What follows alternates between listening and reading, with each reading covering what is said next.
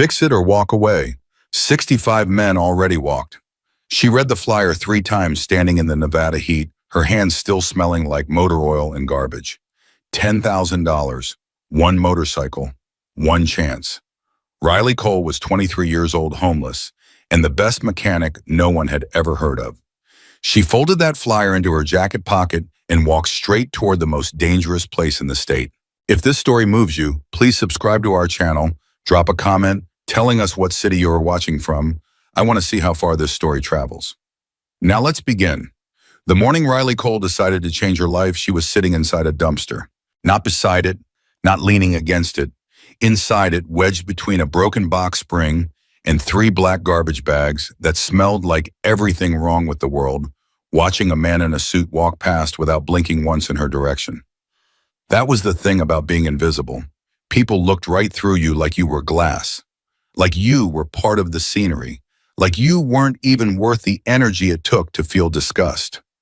Riley had learned to use that. She pulled her knees to her chest, tilted her head back against the rusted metal wall, and let the Nevada sun bake the top of the dumpster while she stayed cool in the shadow below. She had $2.40 in her left boot, half a granola bar in her jacket pocket, and a wrench she'd found 3 months ago that she kept cleaner than anything else she owned. That wrench was her whole identity. Her hands were the thing, always had been. From the time she was 7 years old and her mother's 1994 Chevy Cavalier stopped starting in a parking lot outside a Reno Walmart, Riley had crawled under that car with a flashlight in her teeth and figured out the problem herself. Corroded battery terminal. She'd scraped it clean with a penny and a piece of wire she found on the ground. The car started. Her mother had stared at her like she'd grown a second head. "Where did you learn that?" her mother had asked. Riley hadn't known how to answer. She hadn't learned it anywhere. She just looked and understood. That was 15 years ago. Her mother was gone now, 3 years dead from a heart nobody caught in time. And Riley was here, in a dumpster, in Vegas, trying to figure out how to stretch $2.40 into one more day. She heard the wind pick up, felt a piece of paper slap against the side of the dumpster, and flutter in the gap near her feet. She almost ignored it. She'd stopped picking up trash a long time ago, but something made her reach down. It was a flyer, bright orange, printed clean and professional, which already made it strange because professional people didn't usually tack flyers to dumpsters in this part of town. She read it once, then again. Then a third time very slowly, the way you read something when your brain keeps insisting it must have made a mistake. Iron Legion Motorcycle Club, private repair contract. $10,000 cash, one job, one motorcycle, must be fixed. 65 professional mechanics have failed. If you believe you can succeed, present this flyer at the gate.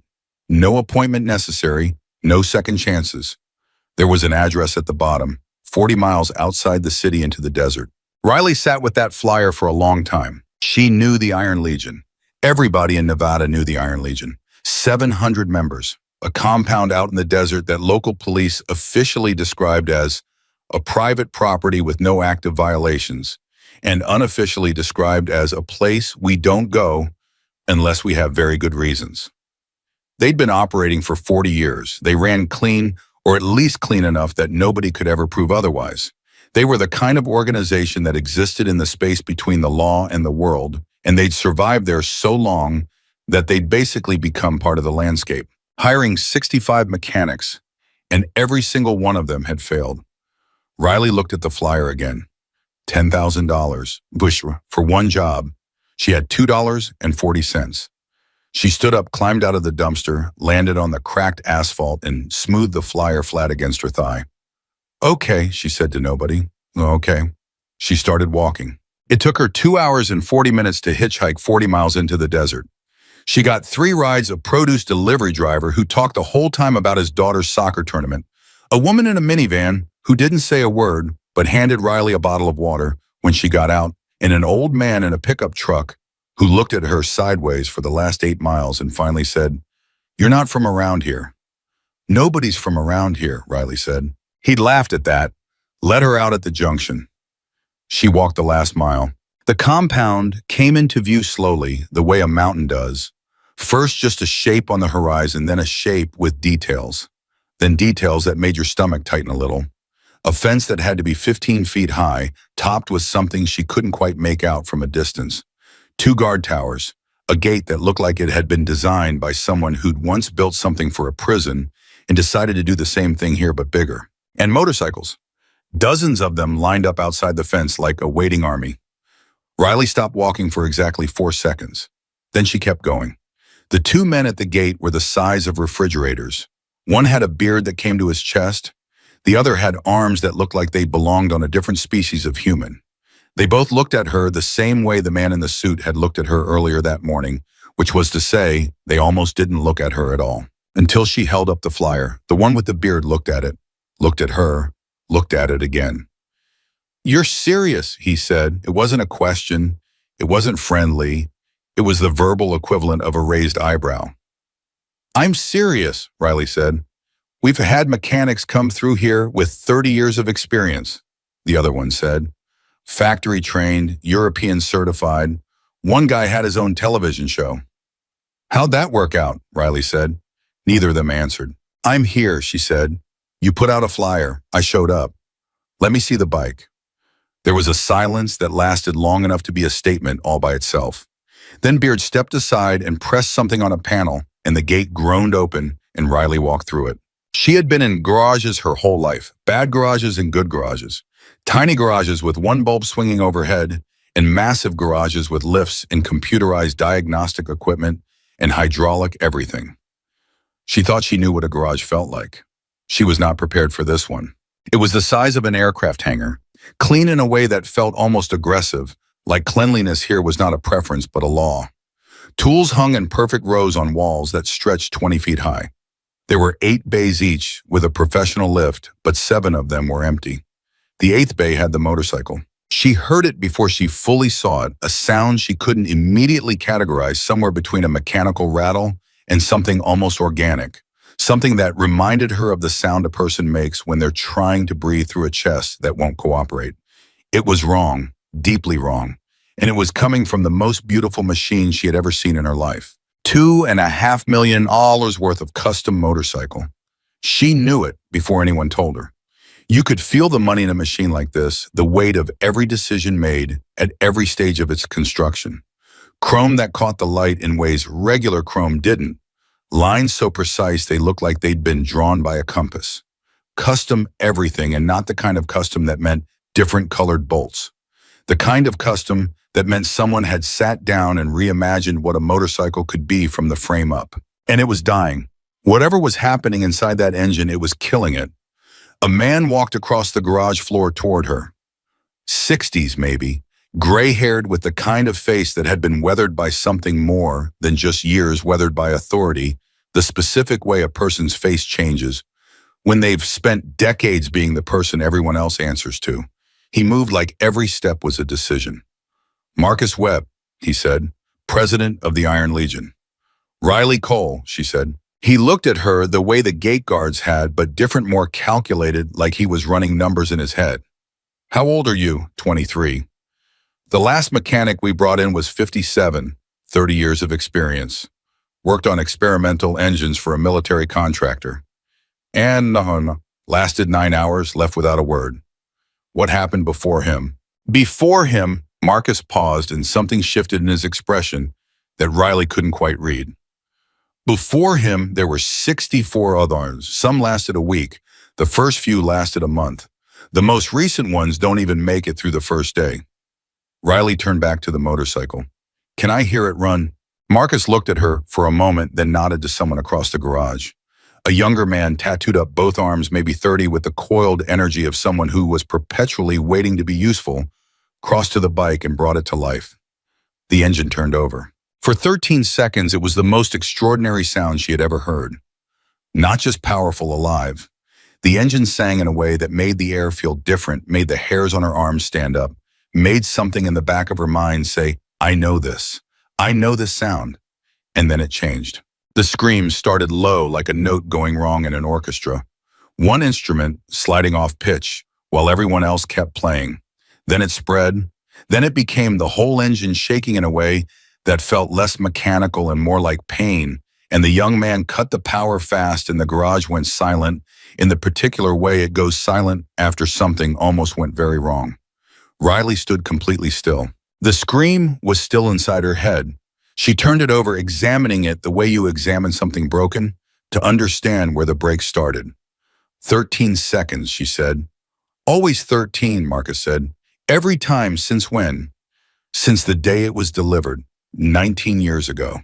She turned to look at him. 19 years. Raymond Cole built this motorcycle, Marcus said, and his voice flattened on those words in a way that told her the name carried weight he wasn't entirely comfortable with anymore. He delivered it personally. Started it in this garage and it ran for 13 seconds and then it screamed. He said he needed to make one adjustment. He went back to his workshop. Marcus stopped. He never came back. The garage was very quiet. Cole, Riley said carefully. Raymond Cole. You know the name. She looked at the motorcycle. Her pulse was doing something strange in her chest, not quite fear, not quite recognition, not quite grief. Some mix of all three that didn't have a proper name. That's my father's name, she said. Nobody moved. Not Marcus. Not the young man with the tattoos. Not the 2 or 3 other men who had drifted into the garage periphery the way men do when something interesting is happening silently, like they were trying not to be noticed, but couldn't quite stay away. The silence lasted long enough that Riley counted it. 7 seconds, 8, 9. Your father, Marcus said. Raymond Cole, yes. You're telling me you're Raymond Cole's daughter. I'm telling you his name is the same as mine. She looked at him straight. I didn't know him. He was gone before I was born. My mother never talked about him. I found out his name 2 years ago from a birth certificate I'd never seen before. I don't know anything about him except his name. She didn't know why she was telling Marcus Webb this. She hadn't told anyone. It wasn't the kind of thing you announced. But something about this garage, about this motorcycle that screamed for 13 seconds, about the way the word Cole had just sat in the air between them, it felt like the truth was the only thing that made sense to say. Marcus Webb looked at her for a long time. Show her the logbook, he said to the young man. Boss, you sure? Show her. The logbook was leather-bound and thick, the kind of thing that had been kept carefully by someone who understood that records matter. The young man who told her his name was Danny, when he handed it to her, had carried it like it was fragile. She opened it. Name after name after name going back 19 years. Each one with dates, notes, observations, and at the end of their entry, a single word or phrase that described why they'd stopped. Could not identify fault. Engine behavior inconsistent with known mechanical principles. Requested additional equipment. Did not return. Quit. No reason given. Stated the motorcycle was defective by design. Refused to continue. Left in the middle of the night. And under some names written in Marcus Webb's handwriting, Blade confirmed sent away. Riley looked up. Whose Blade? The silence that followed was a different kind of silence than before. Heavier. Marcus Webb's expression closed in a way that reminded her of a door being quietly shut. A senior member of the club, Marcus said carefully, and he sent some of these mechanics away.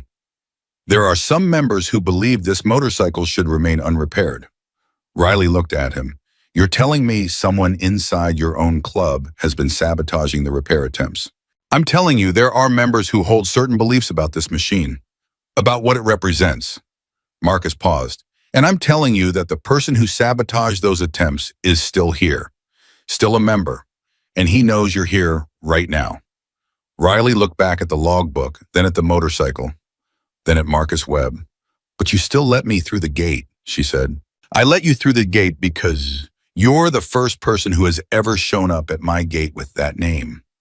He stopped, then more quietly, and because I'm running out of patience and I'm running out of time, and that motorcycle has been screaming in my garage for 19 years, and I want to know why. She put the logbook down on the workbench. She walked back to the motorcycle and stood in front of it. She didn't touch it. She just looked. The way she'd always looked at broken things, not trying to see what was wrong, but trying to see what the machine was trying to tell her. Letting the logic of it come to her instead of forcing it. 13 seconds. Always 13. Same scream, same pattern. The same breakdown in the same place every single time. A machine doesn't do that randomly. A machine does that because it's been built to do it. She said it out loud before she'd fully finished thinking it. It's not broken. Excuse me, Danny said. The engine, it's not broken. A broken engine doesn't fail identically every single time. It degrades. The pattern changes. This, she looked at the motorcycle. This is consistent. Too consistent. Whatever is happening in that engine happens at the same point every time because it was designed to happen there. Designed, Marcus said flatly. You're saying Raymond Cole designed it to fail. I'm saying Raymond Cole designed it to do exactly what it does. She paused. I don't know why yet. She put her hand on the fuel tank, just one hand flat against the metal. It was warm from the brief run, and she felt the vibrations still settling into stillness, like a chest slowing down after hard breathing. I need tools, she said. I need water. I need to be left alone, and I need you to keep whoever blade is away from this garage while I work. Marcus was quiet for a moment. And if I can't guarantee that last part, Riley looked at him. Then tell me now and I'll walk out the same gate I walked in. She meant it. She could see in his face that he knew she meant it. I'll do what I can, Marcus said. It wasn't a guarantee. She knew it wasn't a guarantee. She nodded once. That's enough. She asked Danny to bring her a basic toolkit first. Nothing fancy, nothing powered. She wanted to start with her hands and her eyes. She wanted to feel the engine before she took anything apart, understand its logic from the outside before she went inside. She circled the motorcycle 3 times, slowly crouching to look at things from below, standing to look at things from above, tilting her head to follow lines of metal to where they connected with other lines of metal. She found the first wrong thing 18 minutes in. It wasn't visible, exactly more like a feeling. A place on the engine casing where the metal had a different quality under her fingertips. Not smoother, not rougher. Different in a way that suggested it had been worked twice, once during original construction and once afterward. Like someone had opened something there and closed it again and tried very hard to make it look like nothing had ever been touched. She marked the spot with a piece of white chalk she'd found in the toolkit. Then she kept circling. She found a second place like it, then a third. 3 points on the engine, each one with that same quality of having been touched twice. Each one placed in a location that wasn't random. They formed a triangle if you connected them in your mind. A deliberate triangle. Danny had been watching her from a respectful distance. She could feel him trying to figure out what she was doing without asking. He lasted about 40 minutes. The other mechanics started taking it apart right away, he said. Some of them didn't even look at it first, just started pulling. I know, Riley said. Is that why they failed? She thought about it. Probably a part of it. You can't fix something you don't understand, and you can't understand something you're not willing to be patient with. Danny was quiet for a moment. Marcus told me who you are, who your father was. She said automatically, then caught herself. I don't actually know if he's alive. Does it feel strange working on something he built? She thought about the question honestly. It was a better question than she'd expected from him. It feels like something, she said. I'm not sure what yet. She went back to looking. She was on her second hour of looking, not touching, when she heard a sound from the far side of the garage. A door. Footsteps with a specific weight and rhythm, the footsteps of someone who was used to commanding a room just by entering it. She didn't turn around. She kept her eyes on the engine and her chalk in her hand, and she waited. The footsteps stopped about 8 feet behind her. The silence stretched. She let it stretch. So you're the girl, a voice said. Low, rough-edged, with something underneath it she couldn't name immediately. Not hostility exactly, something more complex than hostility. Something that had been sitting inside a person for a very long time and had stopped being just one emotion. She turned around. He was older than Marcus, mid-70s maybe. Built like he'd once been enormous, and time had burned away the excess, leaving only what was essential. His face was a map of every hard thing he'd ever survived. Pale gray eyes that didn't blink much. A scar along his left jaw that was old enough to be just part of his face now. She knew without asking. You're a blade, she said. He looked at her the way you look at something that surprises you, even though you thought you were prepared. Like she'd said something he hadn't expected to come from her mouth first. I am, he said. Marcus told me some members of the club don't want this motorcycle repaired. Marcus talks too much. He also said you might come in here. So I figure you're either here to tell me to stop or you're here to see what I'm doing before you decide whether to tell me to stop. His eyes moved to the motorcycle, then back to her. You look like him, he said. Her breath did something involuntary, caught just for a fraction of a second. You knew my father. I knew your father. The words were flat and heavy like stones being set down one at a time. 19 years ago, I called him my friend. And now, the pale gray eyes found hers and held them. And what she saw there wasn't anger. It was worse than anger. It was the specific grief of a person who had made peace with something terrible and didn't want that peace disturbed.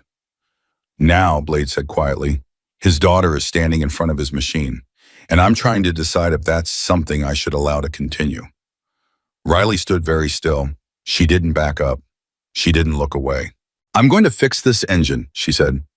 Whatever it is you believe about my father, whatever happened between you, that's between you and him. Not between you and me. I'm not him. I don't even know him.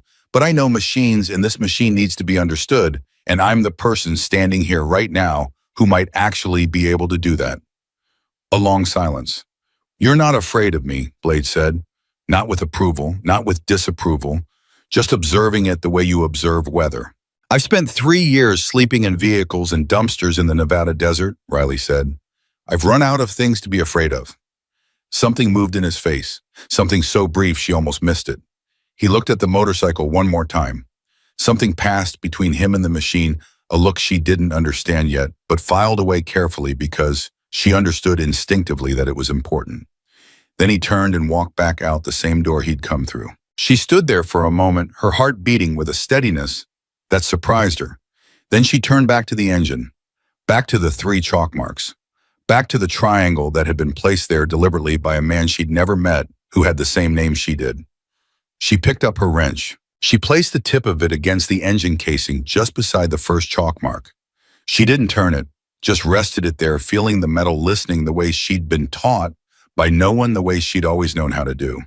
And against her palm, through the wrench, through the casing from somewhere deep inside the engine of a $2.5 million motorcycle that had been screaming in a desert garage for 19 years. She felt a pulse. Not vibration, not mechanical movement. A pulse, like a heartbeat, like something waiting, like something that had been waiting for exactly her. That pulse Riley felt through the wrench stayed with her long after she pulled her hand back. She stood there for a moment, absolutely still.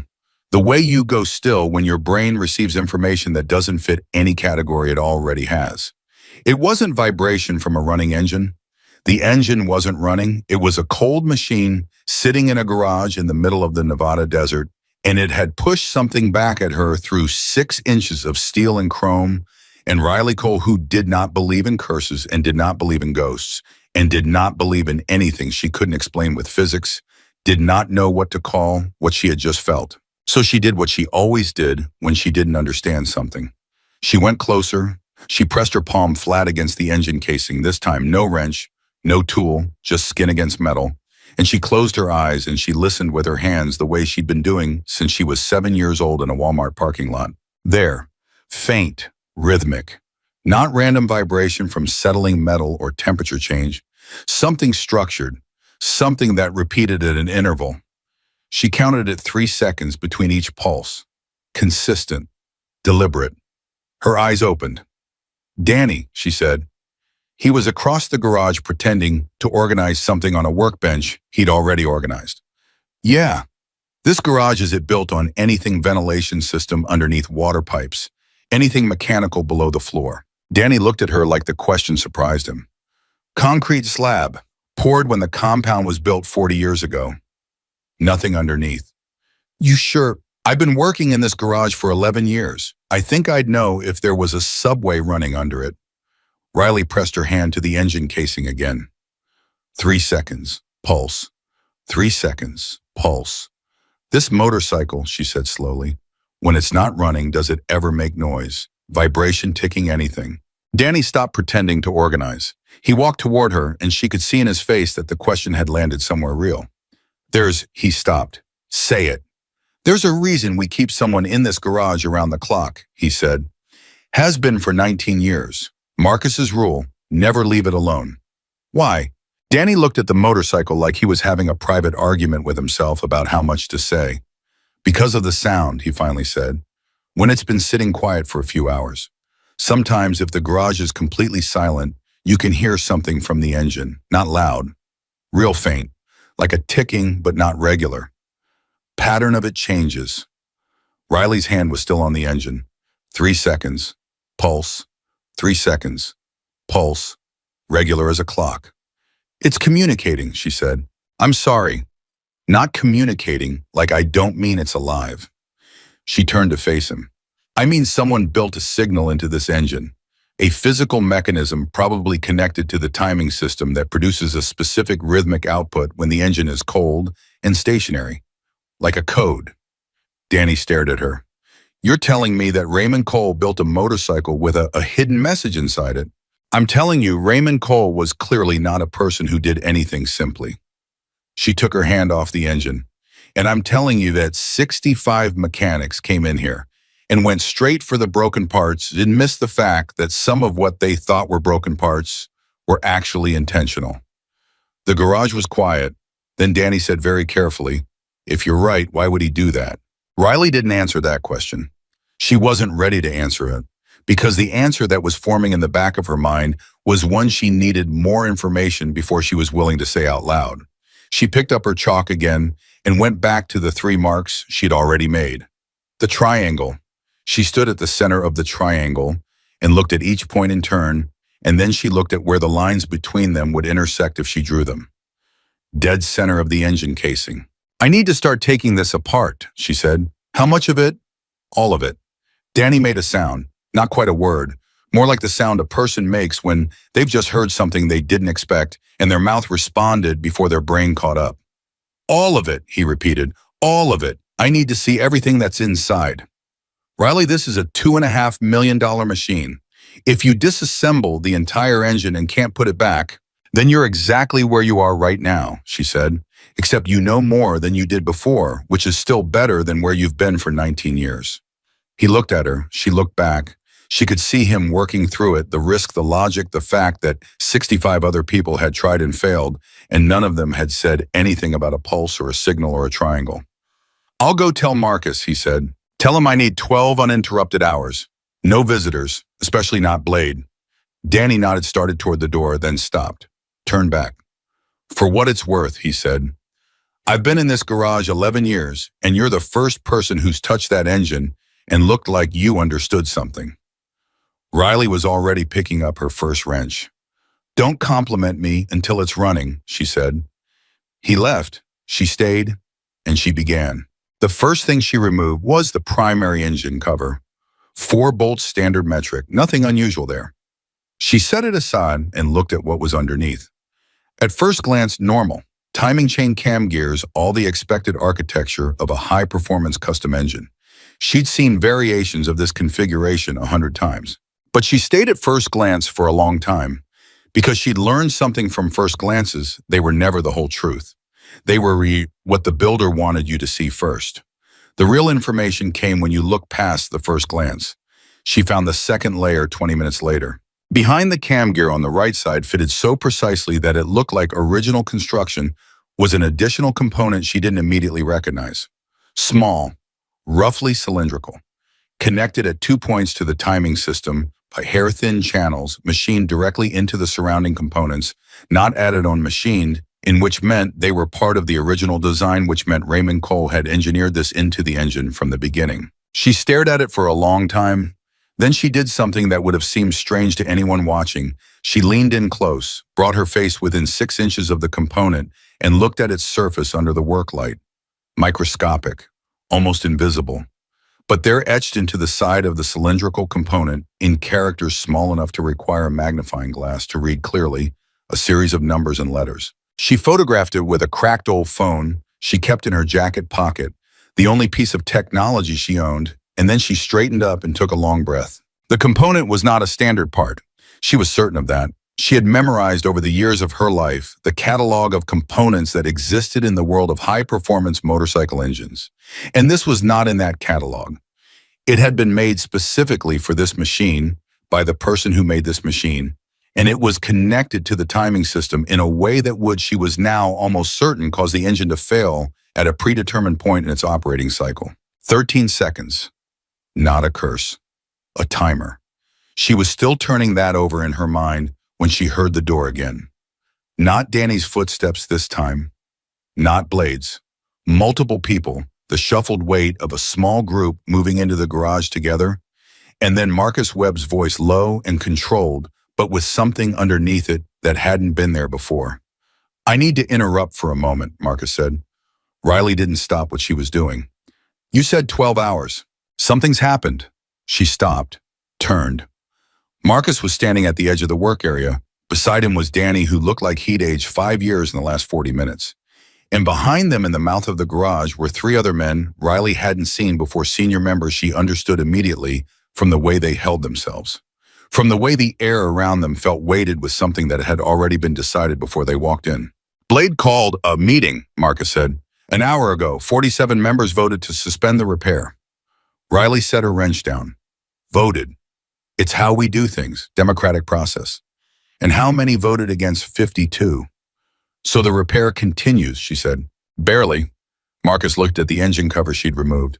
"But Blade made a specific argument that the club hasn't heard before. He told the room that Raymond Cole didn't just build this motorcycle.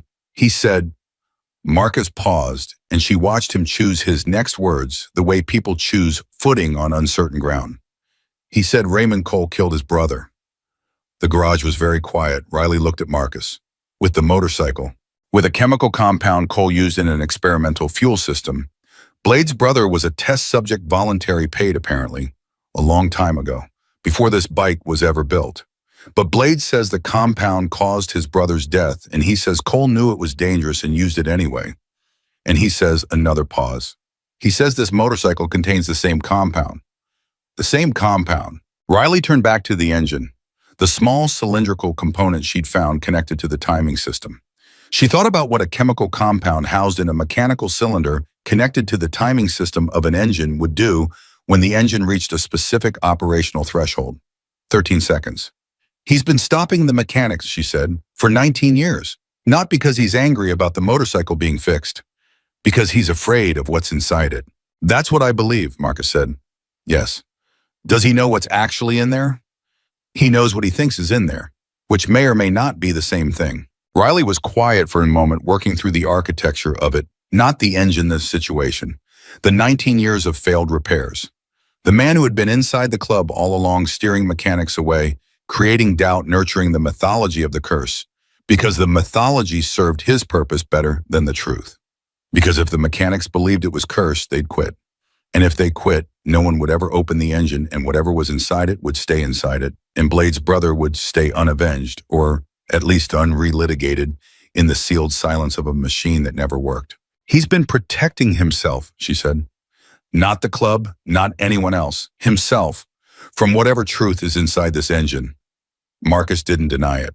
"Riley." His voice shifted slightly softer, which surprised her because he didn't seem like a man who did soft.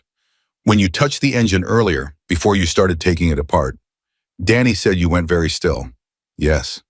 "What did you feel?" She looked at the motorcycle, at the exposed interior, at the small cylindrical component, at the 2 thin channels machined precisely into the surrounding metal, at something that had been designed with a deliberateness that she still didn't fully understand but was beginning to. "I felt like I was supposed to be here," she said quietly, "like something was waiting." A long silence. Then one of the 3 men who'd come in with Marcus, heavyset, mid-60s, with the quiet solidity of someone who had seen things and survived them, spoke for the first time. "The curse," he said, not dismissively, almost gently. "That's what everyone called it for 19 years. "There's no curse," Riley said. "No," the man agreed. "But there's something. There's always something under the thing people call a curse. Some real thing that started the story." He looked at the engine. "The question is whether the real thing is worse than the story." She picked her wrench back up. "Only one way to find out." Marcus and the 3 men stayed for a while, watching her work without speaking. She didn't mind.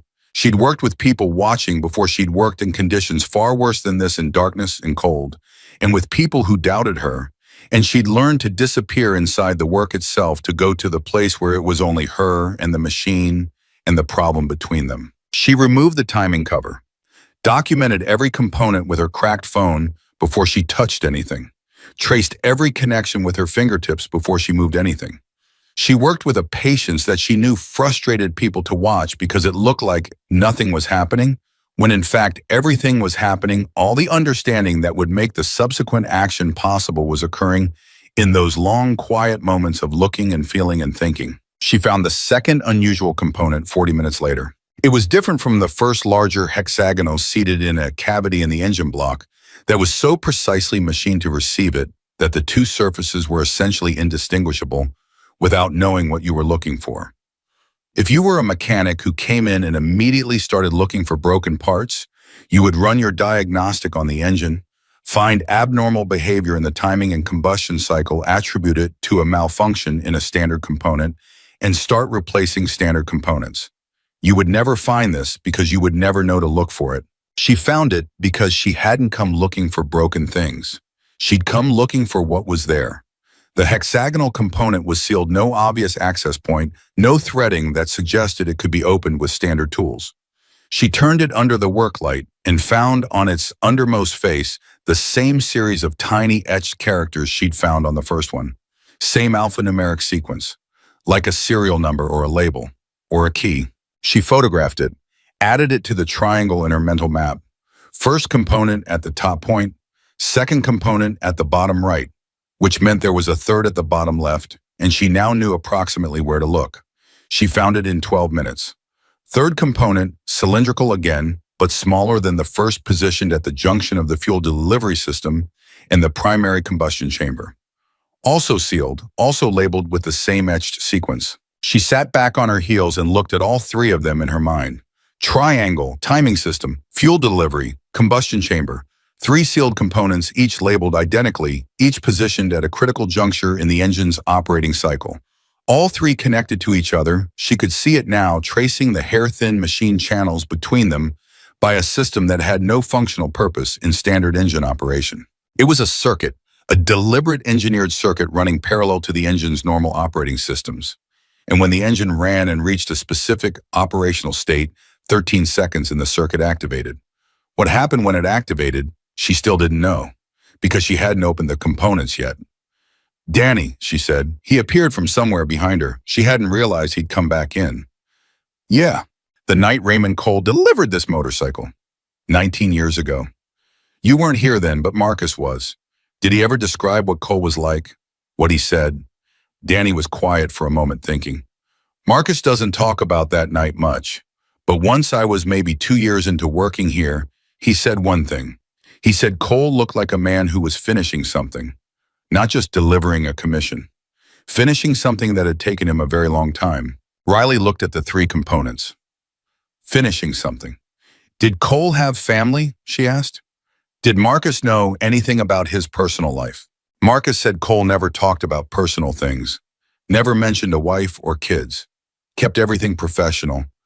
The only thing Marcus knew about his life outside the shop was that he had a daughter somewhere that he'd never met, a daughter he'd left before she was born. Danny paused.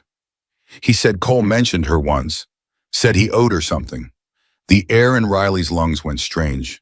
A daughter he'd never met, owed her something. She stared at the engine. Three sealed components. A circuit that activated at 13 seconds. A signal built into the timing system that pulsed every 3 seconds when the engine was cold and still. A motorcycle delivered 19 years ago by a man who looked like he was finishing something. She was 23 years old. She had been born 23 years ago. The math arrived in her chest before it arrived in her head, and for a moment she couldn't breathe around it. Couldn't organize it into words or logic or anything that required the part of her brain that dealt with language. She just felt it enormous and shapeless and shifting like a current under the surface of water. He had built this for her, not just as a commission, not just as a machine. He had built it for the daughter he'd never met, and he had sealed something inside it, and he had hidden a signal in it that would pulse every 3 seconds for a patient person who put her hand on the cold metal and listened, and he had engineered it to fail in a consistent, specific way that would make every standard mechanic stop looking in exactly the place where the secrets were hidden. He had built it to wait, for exactly the kind of person who would see what 65 others had missed, for someone who thought the way he thought. For her. "Danny," Riley said. Her voice came out quieter than she intended. "I need you to leave the garage for a little while." Riley upped, "Please." He heard something in her voice that stopped whatever he was going to say. He looked at her for a moment, then at the engine, then back at her. "I'll be right outside the door," he said. She heard him go. She sat alone with the motorcycle in the enormous clean garage in the Nevada desert, in the silence that followed every departure, and she put both hands on the engine casing and she felt it. 3 seconds pulse, 3 seconds pulse, and she let herself for just this one moment before she opened the sealed components and found out what was actually inside, let herself feel the full weight of what she was understanding. Her father had never met her. He had left before she was born. She was beginning to understand, a very long time building something for her. Not a letter, not money, not any of the things absent fathers were supposed to leave. He had built her a machine. He had hidden inside it something that required exactly her kind of mind to find.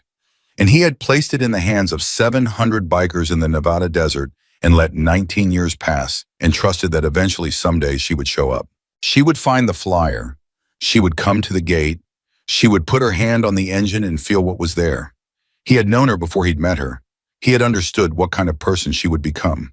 And he had built her a message in the only language both of them spoke, metal and oil and the internal logic of machines. She pressed her forehead against the engine casing. Just for a moment, just until she could breathe normally again. The metal was warm. The pulse was steady. 3 seconds. 3 seconds. 3 seconds. She straightened up. She wiped her eyes with the back of her wrist.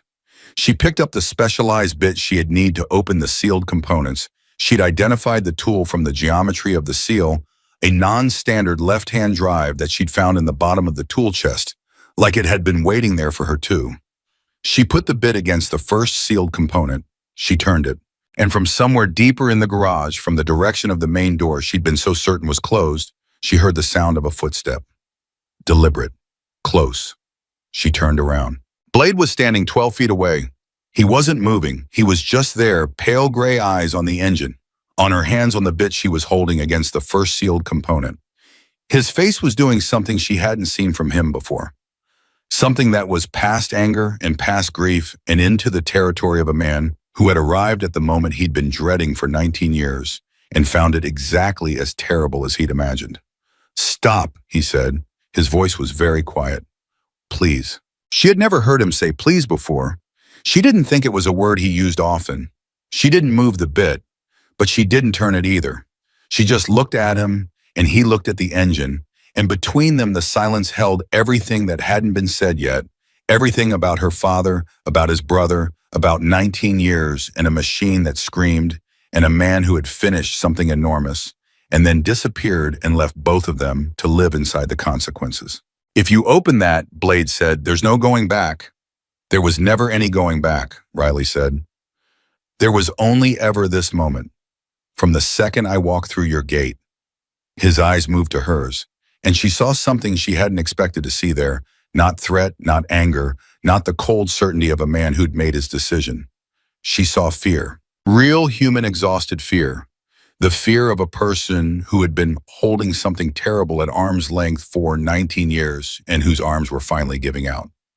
"I need to know what's in there," Riley said, gently but firm. "Not for the club, not for the money. I need to know what he left." Blade stood completely still.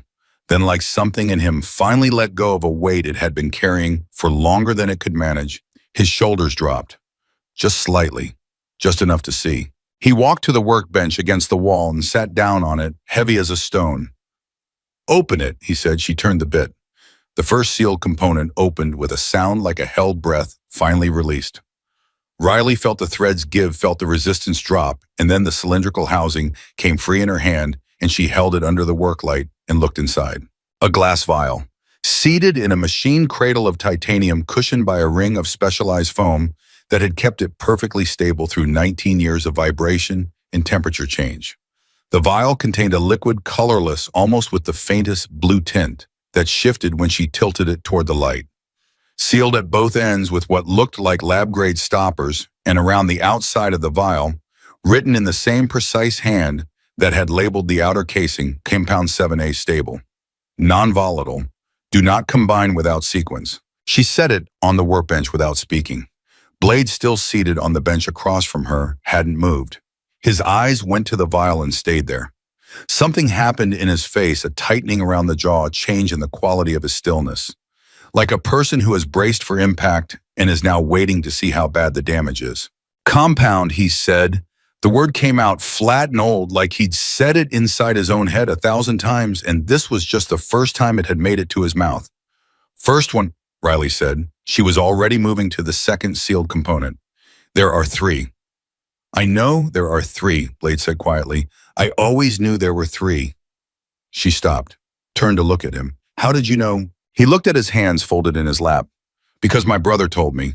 Before he died, he said Cole talked about 3 compounds. Said the whole system required all 3 in a specific order. Said if you activated them wrong, nothing happened.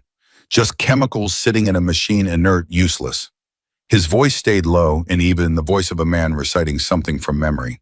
He said Cole called it a lock, not a machine, a lock, and only someone who understood the sequence could open it. Riley looked at the first vial on the workbench. A lock. She turned back to the second component. Applied the left-hand bit, felt the same resistance, the same moment of release. The hexagonal housing came apart in 2 pieces, and inside it, nested in an identical titanium cradle, was a second vial. This one with a liquid that was denser, almost golden in the work light, moving slowly when she tilted it. Label Compound 7B, sequence dependent, requires 7A as base. She placed it beside the first. Your brother, Riley said. She kept her hands moving toward the third component because she understood somehow that the only way to have this conversation was to keep working. What happened to him? Blade was quiet long enough that she thought he might not answer. Then, his name was Daniel. He was 31 years old. He volunteered for one of Cole's trials, experimental fuel research, well-paid private arrangement. Cole was working on something nobody else was working on, trying to push combustion chemistry into territory the industry hadn't touched. He stopped, started again. Daniel came home from the third session, and he couldn't stop shaking. 3 days later, he was in the hospital. 2 weeks after that, he was gone. The third component was in her hand now. She paused. And you blamed Cole. Cole was responsible. The compound he tested was untested on humans. Cole knew the risks and didn't disclose them fully, and Daniel trusted him because that was who Daniel was. He trusted people. Blade's voice tightened for just a moment, then smoothed back out. I went looking for Cole after Daniel died. He was gone. Closed his shop, cleared out his apartment, disappeared. And then 6 months later, this motorcycle arrived at our compound. A commission Marcus had placed 2 years earlier, delivered by a man I never got to confront. Riley opened the third component. Inside, a third vial, smaller than the other 2. The liquid inside was dark, almost black, and it didn't move when she tilted it. It was viscous. Nearly solid, and its label read Compound 7C, Final Activator, Sequence Critical. For Riley. She went completely still. The garage was so quiet she could hear Blade breathing from across the room. For Riley. 2 words. Her name. Written 19 years ago by a man who had never seen her face and placed inside a sealed component, inside an engine, inside a machine that had been sitting in a desert garage waiting for exactly this moment. Her hands were not entirely steady when she set the third vial down beside the other 2. He knew, she said. Her voice came out smaller than she intended. What? Blade said. She turned to look at him. He knew I'd come. He wrote my name on it. He knew that whoever eventually opened this engine, he engineered it specifically so that only a certain kind of mind would find these components, would know to look where they were hidden, would understand the signal in the timing system. She looked back at the 3 vials. He built this for me. Blade stared at her. Really stared at her for the first time since she'd met him, like he was seeing her differently than before. You're sure, he said, my name is on the label, Blade? He was quiet. Then slowly he got up from the workbench and walked toward her, and he stood beside her and looked at the 3 vials in a row, and she watched his face go through something complicated and private. Anger trying to coexist with something that was close to grief but different. Something like the feeling you get when a story you thought you knew completely reveals a chapter you never knew existed. He had a daughter, Blade said half to himself. He mentioned her once. To Marcus, I was there. I remember thinking it was strange this man who had taken everything from my family talking about a child he'd never met, like she was the most important thing in the world to him. And you hated him for that too, Riley said. Not accusatory, just observing. Blade's jaw tightened. I hated him for everything. Yes. Even for loving something. He didn't answer that. Riley reached into her jacket pocket and pulled out the specialized bit again. She looked at the fourth location because she knew now she was almost certain that there was a fourth. The triangle had told her where the three components were.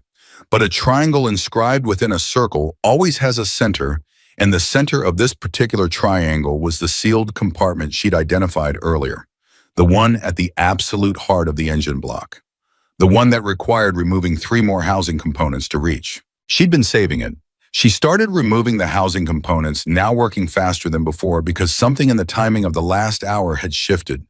The quality of the air in the garage felt different, like a current moving before a storm, and she was aware that outside this garage in a compound of 700 people, a vote had been held that had barely gone her way and that barely was a margin that could change. Danny, she called. He came through the door fast enough that she knew he'd been close. Right here. I need you to tell me the moment anything changes outside. Anything raised voices, movement toward the garage, anything. Danny looked at Blade still standing at the workbench.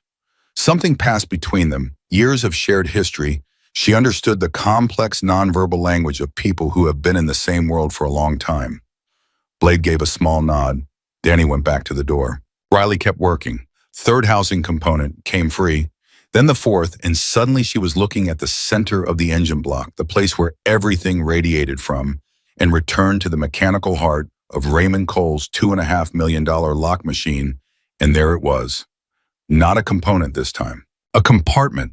A compartment the size of a hardcover book machined into the engine block itself, invisible, unless you removed everything surrounding it, impossible to find, unless you already knew the architecture of the three outer components and understood what they were pointing at. And at the center of the compartment's face, a locking mechanism. Small, precise. Not a standard key lock, not a combination, three keyholes arranged in a triangle, sized specifically for the sealed bases of the three vials she just removed. Keys. The vials were the keys. She looked at the label on 7A stable, non-volatile. Then 7B, sequence dependent, requires 7A as base. Then 7C, final activator, sequence critical. The sequencers. She inserted 7A first, turned it 90 degrees. A soft click, a mechanism engaging somewhere inside the compartment. She inserted 7B, turned it, another click, different pitch, deeper in the mechanism. She held 7C in her hand and looked at it for one long moment at the two words written beside the chemical designation. For Riley. She inserted it, turned it. The third click was the loudest, and then there was a sound she hadn't anticipated. A sustained low tone, like a single note played on a stringed instrument, coming from somewhere inside the compartment, playing for 3 seconds and then stopping. 3 seconds. The same interval as the pulse she'd felt through the metal. The compartment door released. Inside, sealed in a waterproof wrap that had kept it pristine through 19 years of desert heat and cold and vibration, was a letter. And beneath the letter, folded around something rigid and flat, a second package. She picked up the letter first. She recognized it as engineering paper, the specific heavy stock that precise people use for detailed work, and the handwriting on it was the same hand she'd seen on the component labels. Clear, methodical, the handwriting of someone who thought about communication the same way they thought about machines, every element in the right place, nothing wasted. She unfolded it and started reading, and the garage disappeared. The letter was 7 pages long. She read it standing up, without moving, without speaking, for the 11 minutes it took to get through all of it, and for every one of those 11 minutes the garage was absolutely silent, except for the sound of paper turning. When she finished, she stood holding it for a moment before she could speak. Riley, Blade's voice was careful. What does it say? She looked up. She looked at him. And she thought about the fact that this man had spent 19 years carrying a version of events that was partly true and partly not, that he had aimed all of that grief and anger at a target who was also. She now understood carrying something enormous, and that this moment was going to be hard for both of them. He wrote it to me, and she said, all 7 pages are addressed to me. He starts with an apology, not to the club, to me, for not being there, for leaving before I was born. She stopped. The engineering paper was trembling slightly in her hands, and she made herself hold it steadier. He says he left because he knew what was coming. He knew the compound trials had gone wrong. He knew someone was going to come looking for him, and he says he chose to disappear rather than let that danger reach my mother. Reach me. Blade was very still. He says Daniel's death was the worst thing he caused in his life. He says that's in the letter too. Not an excuse, not a justification. He says the compound failed in a way he hadn't predicted, and that he spent the following years trying to understand what went wrong so it could never happen to anyone else. She looked at the pages. He spent 14 years after Daniel died fixing the compound chemistry, finding what had gone wrong. He says he couldn't give Daniel back. He couldn't undo it. But he could make sure the knowledge of what he'd gotten wrong didn't die with him. She paused. He says the 3 vials aren't dangerous. They're the corrected compounds, the safe version. He says the formula for all 3 is encoded in the second package. And he says he put them in this engine because an engine in the custody of the Iron Legion was the one place he knew they'd survive until someone could find them. The silence lasted a long time. Blade said very quietly he spent 14 years. 14 years, Riley said. She watched something move across his face that had no clean name.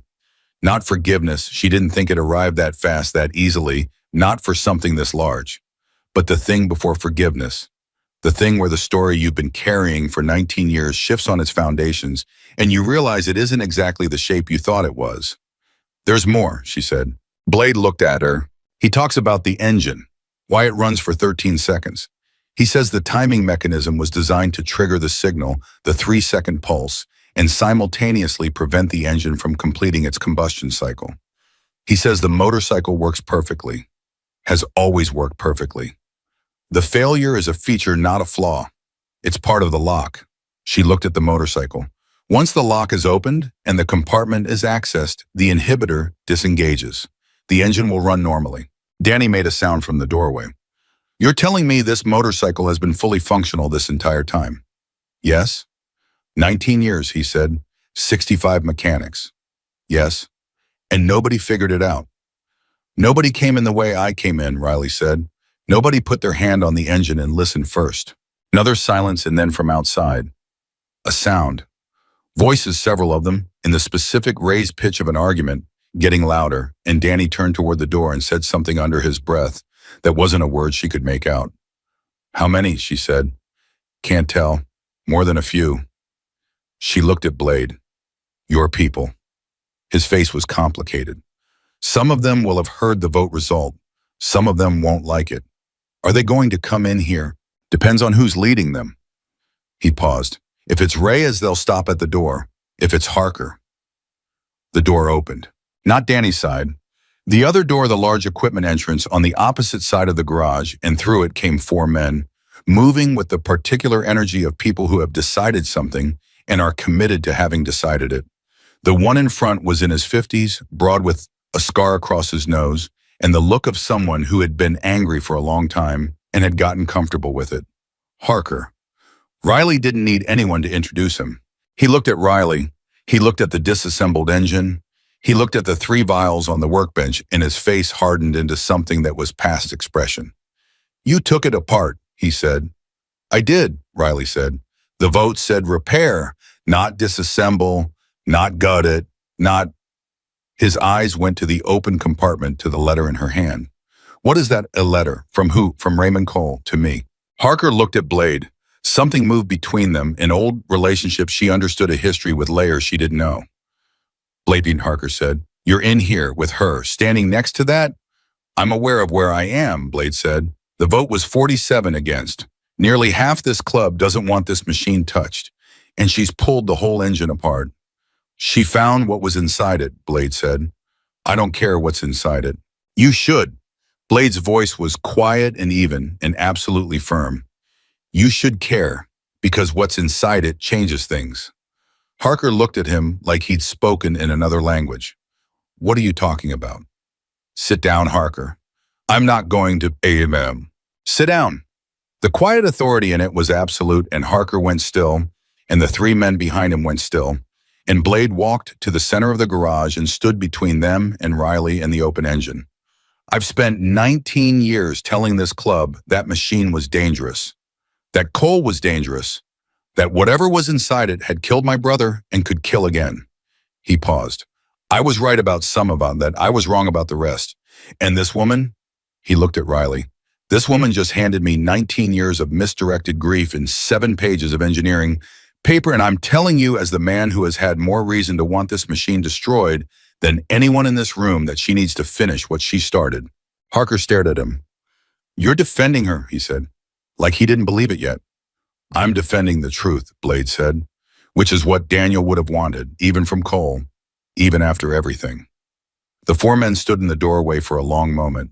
Then Harker looked at Riley, really looked at her for the first time the way people look when they're trying to decide whether to trust something they don't understand.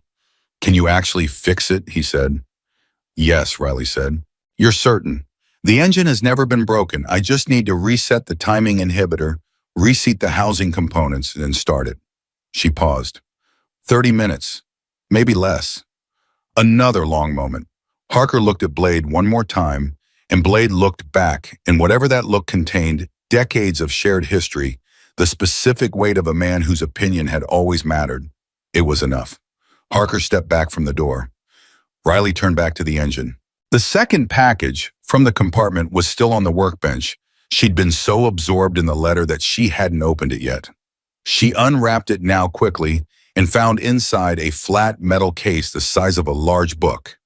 Inside the case, in Raymond Cole's precise handwriting, on 20 pages of engineering paper sealed in waterproof laminate, the complete formulation. The corrected compounds, 14 years of work reduced to instructions clear enough that any competent chemist could reproduce them. Safe? Complete. The thing he'd spent the second half of his life finishing. She put it aside carefully, picked up her wrench. She worked backward through the disassembly, reseating each component in its correct position, resetting the housing elements, reconnecting the channels. She moved faster than she had during the disassembly. She understood the architecture. Now she held the whole map of it in her head, and her hands moved with the specific confidence of someone who has finally stopped guessing and started knowing. Danny came in from his door and stood watching. Then Marcus came in, and she was aware of him but didn't look up. Harker and his 3 men were still somewhere near the far door. She could feel them there, the weight of their presence, the held breath of people, waiting to see if they had made the right choice by stepping back. She was on the timing inhibitor now. The last piece. The mechanism Raymond Cole had engineered to prevent the engine from completing its cycle, a small, elegant assembly of 3 interacting components that had defeated every diagnostic tool 65 mechanics had brought to bear on it because it wasn't a malfunction. It was a design. It operated exactly as intended. The only way to disengage it was to open the central compartment, which required the 3 vials, which required understanding the signal, which required listening to the engine the way Riley had listened to it. She disengaged it in 4 moves. Then she replaced the final housing cover, tightened the last bolt, and straightened up. The engine was intact, reassembled. Every component in its correct position, and the inhibitor gone, and the lock open, and 19 years of deliberate, careful waiting finally over. She stepped back. Start it, Marcus said. Danny moved to the ignition. Wait, Blade said. Everyone looked at him. He walked toward the motorcycle. He stopped in front of it. And he did something nobody in that garage had expected. He put his hand on the fuel tank, flat-palmed the way Riley had done when she first arrived. He stood there for a long moment with his eyes closed and his jaw tight and his chest moving with a breathing that wasn't entirely steady. Nobody spoke. Nobody moved. Then he opened his eyes and stepped back, and he looked at Riley. I want to be standing right here when it starts, he said. Okay, Riley said. He nodded once, positioned himself. Riley stood beside him, close enough that she could feel the tension coming off him, in waves, the specific tension of a person who is about to have something confirmed or denied that they have needed to know for a very long time. She looked at Danny, nodded. He turned the key. The engine caught. And for 1 second, one single agonizing second, there was nothing but the sound of it turning over. And Riley felt her heart stop. Because this was the moment. This was 19 years, in 7 pages, in 3 sealed vials, and a name written in the dark. And if she'd gotten anything wrong, the engine roared. Not screamed, roared. Ultiman emerged. Clean and full and alive, with the specific resonance of a perfectly built machine doing exactly what it was made to do. The sound filling the garage from floor to ceiling, bouncing off the walls, and it didn't stop at 13 seconds. It kept going. It kept building, steady and powerful and real. 10 seconds. 20. 30. At 45 seconds, Marcus let out a breath that sounded like it had been held for 19 years. At 60 seconds, Danny put both hands over his face. At 90 seconds, Riley looked at Blade. He was looking at this motorcycle, and his face was, she didn't have a word for it. Not happy. Something older and harder and more honest than happy. Something that looked like a man setting down a weight he had almost forgotten wasn't part of his body. Something that looked like a person who had arrived finally at the end of a very long road and found it wasn't what he'd expected and wasn't sure yet if that was better or worse, but at least it was over. He felt her looking at him. He looked back. She said nothing. He said nothing. But he gave her one single nod, slow, deliberate, the nod of a man acknowledging something real. She turned back to the engine, still running, still roaring, alive in the way machines only are when they have been built by someone who understood that a machine at its best is not just a collection of parts. It's a completed thought. It's the physical form of everything the builder understood about the world. And somewhere in the second package, in 20 pages of careful handwriting, was the other half of what Raymond Cole had spent his life building. Riley put her hand back on the engine casing. It was warm. It was vibrating with steady power. And the pulse she'd felt before the 3-second rhythm, the quiet signal in the dark, was gone now. Because it had done its job. It had called for exactly who it needed, and she had come, and the lock was open, and the message was delivered. She was still standing there, hand on the engine, when she heard footsteps from the door. Not 4 this time, not a small group. More, much more. She could hear voices overlapping, and Marcus was already moving toward the door, and Danny was pulling it open, and what came through was not a confrontation. It was the whole compound. Word had spread. The engine was running, and 700 people, or at least the ones who could get to the garage in the last 3 minutes, were crowding the entrance. And the sound they made when they heard it, really heard it, the clean, sustained roar of a machine that had only ever screamed before, was not a cheer. It was silence. A silence that lasted 12 full seconds. Then someone in the back of the crowd said in a voice that was barely loud enough to carry, "It's actually running." And that broke something open in the room, and the sound that followed was every kind of human noise at once. And Riley stood at the center of it with her hand on a warm engine and her father's letter folded in her jacket pocket, and the feeling unfamiliar and frightening and real that she had arrived somewhere. Not just the garage, not just the compound. Somewhere she had not known she was heading until she got there. Behind her, Blade spoke, and his voice was low enough that only she heard it. "He would have been proud of you," he said. She didn't turn around. She didn't trust her face right now. "You didn't even like him," she said. "No," Blade agreed. "I didn't." A pause. "Doesn't make it untrue." The engine ran for 4 minutes and 17 seconds before Marcus signaled Danny to cut it. The silence that followed was different from every silence that had come before it in that garage. Not the silence of failure. Not the silence of a machine doing something wrong. The silence of 200 people standing inside them, a moment they would remember for the rest of their lives, trying to locate themselves inside it, trying to understand what it meant, that the thing they'd called a curse for 19 years had just turned out to be a love letter written in metal and oil and chemistry. Riley still had her hand on the engine when Marcus came to stand beside her. "Oh, it works," he said, like he needed to say it out loud to believe it. "It works," she confirmed. He was quiet for a moment. Then, "The $10,000, I'll have it ready within the hour." She should have felt something when he said that. Relief, maybe. The practical weight of it, $10,000 was more money than she'd seen in 3 years combined, more than enough to change the immediate shape of her life. Instead, she felt almost nothing about the money. She was still holding the 7 pages of engineering paper inside her jacket pocket, and the only thing she could feel clearly was the specific gravity of those pages against her ribs. "Keep it," she said. Marcus looked at her. "Excuse me. The 10,000, keep it. Put it towards something the club needs." She finally took her hand off the engine, turned to face him. "I didn't come here for the money." "Then why did you come?" She held his gaze. "You know why." He did. She could see it in his face, the way he understood without needing it, explain the way a man understands something when he's been waiting for it to become clear for a very long time. And it finally has. "The letter," he said quietly. "The letter," she agreed. Around them, the crowd was beginning to move, the specific dispersal of a large group after a shared event, people drifting in pairs and small clusters, the hum of conversation starting up low and continuous like an engine of its own. Riley watched them without appearing to cataloging the emotional temperature of the room. Most people looked shaken in a good way, moved the way people are moved by things that resolve something they didn't know was unresolved.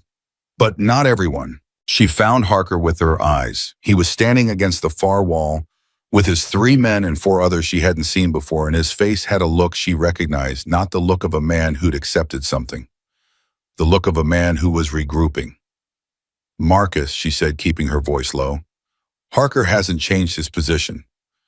Marcus followed her eyeline. His jaw tightened slightly. "Harker is entitled to his position."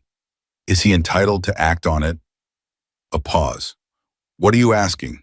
"I'm asking whether inside this club a member who disagrees with a vote has options beyond accepting the vote."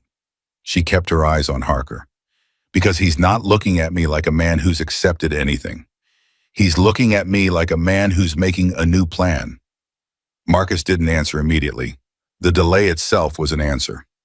"Our laws are clear," he finally said. "The vote stands. And if someone challenges it, then they challenge it through our process, formally in council." "How long does that take?" Another pause, longer this time.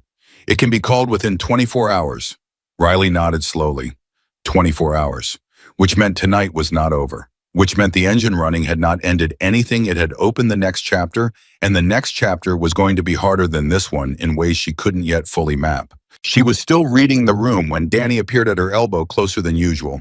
His voice dropped to something only she could hear. "There's something else," he said. She looked at him. His face was doing something careful, the face of someone delivering information they are not sure how to frame. "What?" "Blade. After he said what he said to you about your father being proud, he went outside. About 10 minutes ago, and he hasn't come back." Danny paused. "And 3 of his closest people went with him." Riley went still. "Which direction?" "Toward the east gate." The east gate.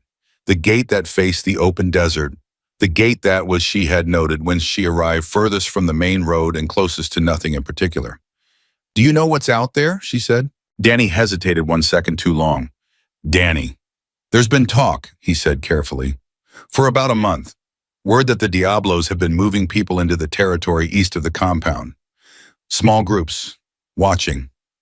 She felt the bottom drop out of her stomach. The Diablos. Rival club. They've been quiet for years, since the last time they tried something and it didn't go well for them. "But Blade's been meeting with their people, off compound. We didn't know how serious it was until..." He stopped. "Until tonight," she said. "Until tonight, because tonight was either going to end with the motorcycle still broken and the club still divided, which is what the Diablos wanted. A divided Iron Legion is a manageable Iron Legion, or it was going to end with exactly what happened. The vote passing, the engine running, the club unified behind something." He looked at the garage door through which Blade had left. A unified Iron Legion is a problem for them. Riley looked at Marcus. He was still standing, close enough to hear. His face had gone the color of old ash. "You knew about the Diablos," she said to him. "I knew there was movement in the East Territory," Marcus said.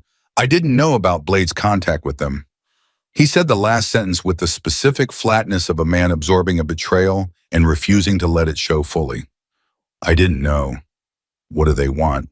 "What they always want. Territory. The compound sits on 40 acres of land that they've been trying to gain access to for 20 years. If the Iron Legion genuinely fractures internally, it creates an opportunity. So she worked through it. Blade has been keeping this club divided on purpose. Not just because of the motorcycle, because a divided club creates the conditions the Diablos need. It appears so, Marcus said. But Blade lost Daniel. Blade's grief was real. Grief and strategy aren't mutually exclusive, Marcus said quietly. A man can be genuinely devastated and also be watched by the right people at the right time and gradually recruited into something larger than his personal pain, especially if his pain has been sitting unaddressed for 19 years. Riley looked at the east-facing door. How many people does Blade have on his side? Inside the compound, maybe 30 who will genuinely follow him. Another 20 who are sympathetic but undecided. And outside, Marcus was quiet for a moment that felt like a held breath. The Diablos run about 200 in this region. She did the math. 200 approaching from outside, 30 to 50 potentially turning from inside, against a unified club of 650. The numbers weren't catastrophic if the club was actually unified, if the 30 sympathizers inside chose the right side when it mattered. You need to lock the east gate, she said. If I lock the gate, Blade can't come back in. Marcus, she looked at him directly. Blade left through the east gate 10 minutes ago to coordinate with people who want to take this compound apart. You need to decide what that means. The silence between them stretched for 3 seconds, 4, 5. Then Marcus turned and said 3 words to the man standing nearest to him, and those 3 words moved through the room like a current, quiet, efficient, the specific transmission of authority that has been respected for long enough to work without resistance. She watched the effect of it ripple outward, 2 men peeling away from the crowd toward the east side of the compound, a third following, then a fourth. The east gate would be locked in 4 minutes. Whether that was too late or not, she didn't know. Harker had watched this happen. She saw it in his face the moment he understood what Marcus had just ordered, the moment the implication of it landed. He pushed off the wall and crossed the garage floor and stopped 6 feet from Marcus with the energy of a man who has decided that whatever polite distance he'd maintained is no longer worth maintaining. You're locking Blade out, Harker said. I'm securing the east gate, Marcus said. That's the same thing. Harker. He's been in this club for 40 years. Harker's voice was rising not to a shout, but to the particular pitch of controlled anger, the pitch that carries in a room without becoming a scream. 40 years, Marcus. You can't lock him out based on something a girl who showed up 6 hours ago said to you. Blade left through the east gate with 3 of his senior men. Marcus said 10 minutes after a formal vote went against his position in the direction of known Diablos territory. That's not something Riley told me. That's something Danny confirmed. And I'm the president of this club, and I am securing the east gate. Harker stared at him. Around them, the crowd that had been dispersing had stopped dispersing. People had turned back. The specific gravitational pull of a conflict between 2 significant men in a closed community, everyone in the room felt it, and everyone had stopped to watch. The Diablos, Harker said. His voice was different now. Something had gone out of it, the controlled anger replaced by something more uncertain. You think Blade is working with the Diablos? I think it's possible. Blade would never, Harker stopped. Started again. He lost Daniel. Cole took everything from him. If he found a way to use that to another stop, she watched him working through it in real time the way a person works through something when the story they've been operating inside of suddenly reveals a dimension they hadn't known was there. He recruited me, Harker said slowly, after the vote. He came to me and told me the vote was corrupt, that Marcus had weighted it. I believed him. He looked at Marcus. He's been inside my head for 2 months, telling me this motorcycle had to be destroyed, telling me the club was being compromised. I thought he was protecting us. He was protecting something, Marcus said, not us. The sound that went through the crowd at that was not loud. It was low and continuous like the first sound of weather. Riley had been watching the east door. She was still watching it, and because she was watching it, she was the first person in the garage to see it move. It opened 3 inches, stopped, then opened fully. Blade came back through it alone, not with his 3 men. Alone, and the way he moved was different from any of the ways she'd seen him move before he'd moved before, with authority, with the deliberate ease of a man who knows exactly where he stands. He moved now like a man who'd been running. Not literally, he wasn't breathing hard, he wasn't disheveled, but something in him had the quality of someone who had moved very fast through a decision and come out the other side of it, still not sure if he'd chosen right. He stopped in the center of the garage. He looked at Marcus, then at Harker, then last at Riley. The Diablos are positioned 400 meters east of the perimeter, he said. His voice carried in the silence. 12 men. They've been there for 3 days. They were waiting for my signal. Nobody spoke. I didn't give it, he said. Still nobody spoke. I went out there and I told them to go home. He looked at his hands for a moment, a strange gesture, intimate and private. A man checking his own hands like he's looking for evidence of something. I told them the operation was over, that I was done. Marcus said, why? Not a question. The single word with no inflection because it needed the answer before it could know what shape to take. Blade looked at Riley when he answered. Because she opened the engine, he said. Because I heard what coal actually left inside it. Because I've been out using Daniel as a reason to do things Daniel would have been ashamed of. He stopped. And because standing there in the desert about to give a signal that would have brought 12 men through that fence and hurt people I've known for 40 years, I couldn't do it. I stood there and I thought about Daniel, and I thought about 19 years, and I thought about what Cole spent 14 of those years actually doing. He exhaled, and I couldn't do it. The garage held that for a long moment. Then Harker said, "You've been playing us." "Yes." "For how long?" 8 months. Harker made a sound that wasn't a word, something raw and involuntary. "I believed you," he said. "I stood in this garage 3 hours ago, and I wanted her out of here because you told me she was dangerous. You used Daniel to make me—" He couldn't finish the sentence. "I know," Blade said. "I know what I did." "Blade!" Marcus's voice was the flattest she'd heard it. "Give me your cut." The vest, the thing that meant membership. The thing that 40 years of belonging was made physical in. The garage went absolutely silent. Blade reached up. She watched his hands, those old, scarred, exhausted hands, reach up to the collar of his vest and begin to remove it, and she watched his face while he did it, and it was the face of a man paying a debt he knew he owed, and had known he would have to pay, and was paying without flinching, even though it cost everything. He folded the vest, set it on the workbench beside the 3 empty vials. Then he stood there without it, and he looked smaller somehow, not weaker, smaller, like the vest had been carrying something for him that he would now have to carry differently. "The 12 men outside," Marcus said. "You're certain they'll leave?" "They'll leave," Blade said. "I was the contact. Without me, they have no operation. And if they don't, then I'll go back out there and make sure they do." A long silence. Marcus looked at Blade without expression for an uncomfortably long time. Then he looked at Riley. "Your call," he said. She blinked. "Excuse me?" "You're the one who opened the engine. You're the one who read the letter. You're the one who's been standing in this room while everything in it changed." He paused. "Blade came back because of you. What happens next, I think that's yours to call." She looked at Marcus. She looked at Blade standing without his cut, looking at nothing in particular with the face of a man who has accepted that he is done making choices for anyone but himself. She looked at Harker, who looked shattered in the specific way people look when something they trusted is revealed to have been false, and who was going to need a long time to rebuild his understanding of the last 8 months. She looked at the motorcycle, still warm, still alive. "Blade goes out and confirms the Diablos are gone," she said. "Danny goes with him. When they come back, Blade stays. Not as a member, but he stays." She looked at Marcus. "He told them the operation was over. That cost him something. You don't throw that away." Marcus was quiet. "He spent 19 years on a wound that was real," Riley said. "He got recruited by the wrong people because of it. That's a human thing to do. I'm not saying there's no consequence. I'm saying the consequence shouldn't be abandonment." She paused. "That's what he's been living with for 19 years already. It hasn't made anything better." The silence stretched. Then Marcus said to Blade, "Take Danny. Come back in 20 minutes. We'll talk about what comes next." Blade looked at Riley one more time. He didn't say thank you. She didn't expect him to. But something in the look said it in the language of people who aren't built for easy sentiment.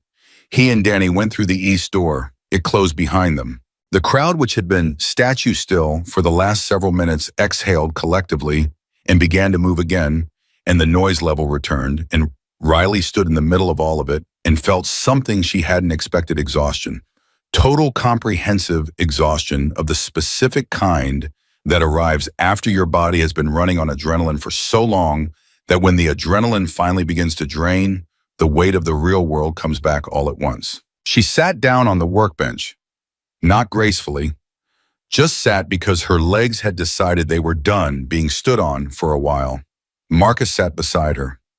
Not immediately, he let the room settle, first handled 2 quick conversations she wasn't paying attention to, and then came and sat, and for a while neither of them said anything. "The letter," Marcus finally said, "all 7 pages." "Yes." "Did he say anything about where he is, if he's still alive?" She had been wondering when this question would come. It was the question she'd been holding at arm's length since she first read the letter, because the answer was complicated and she hadn't finished processing it herself. "There's an address," she said, "at the end of the last page, a P.O. box in Arizona. He says if the engine ever runs, if whoever opens the compartment finds the letter, they should write to that address." She paused. "He says he checks it." Marcus turned to look at her. "He's been checking it." "He says he checks it, present tense, as of when he wrote the letter." She looked at her hands. "The letter is 19 years old. I don't know what present tense means in a 19-year-old letter." "He could still be alive," Marcus said. "He'd be 71, she said. "If he's alive, he's 71 years old and checking a P.O. box in Arizona." The number sat between them. "Are you going to write to it?" Marcus asked. She didn't answer right away. She looked at the motorcycle, really looked at it, the way you look at something when you're trying to understand what it means rather than what it is. A $2.5 million machine, a lock, a love letter, a test, all of the above. A man she had never met, spending 23 years building something for a daughter he'd walked away from and never stopped thinking about. "I don't know," she said honestly. "I don't know if I want to find him. I don't know if he deserves to be found. I don't know if deserves is even the right framework." She stopped. "I know the engine is running. I know what he left inside it. I know it took me 23 years in a dumpster in Las Vegas in an orange Flyer to get here." She exhaled slowly. "I need some time with the rest of it." Marcus nodded. He understood that. She could see it. "For what it's worth," he said, "he built the most remarkable machine I've ever seen.